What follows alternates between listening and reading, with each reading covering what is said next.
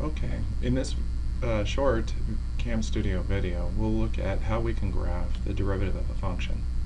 So let's start by putting the function into y equals, and let's go with x cubed minus 4x. And typically we'll start with the graphing or zooming to the standard window.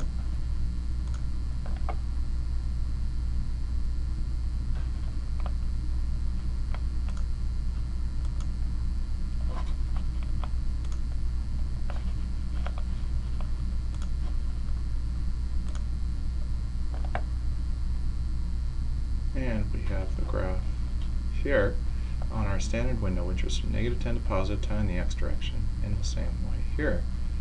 I'm going to change the window and make it a little smaller in the x direction.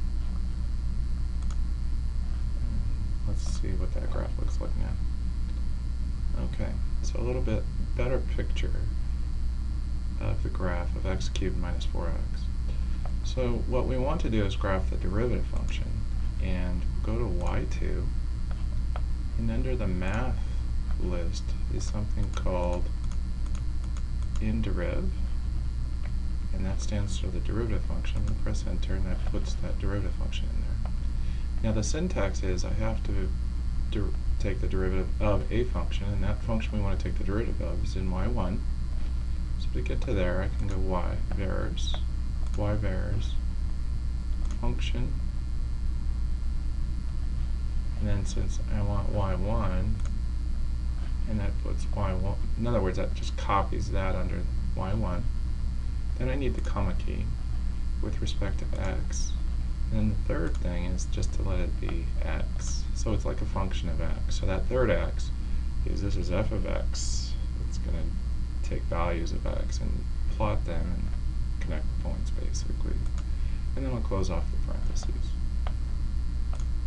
So our first graph shows, and now as we watch, the derivative shows as well.